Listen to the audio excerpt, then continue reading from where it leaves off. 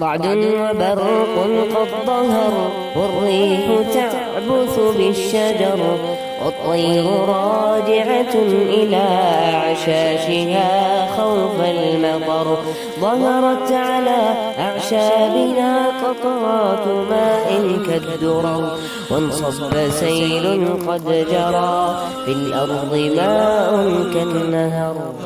رعد وبرق قد ظهر والريح تعبث بالشجر والطير راجعة إلى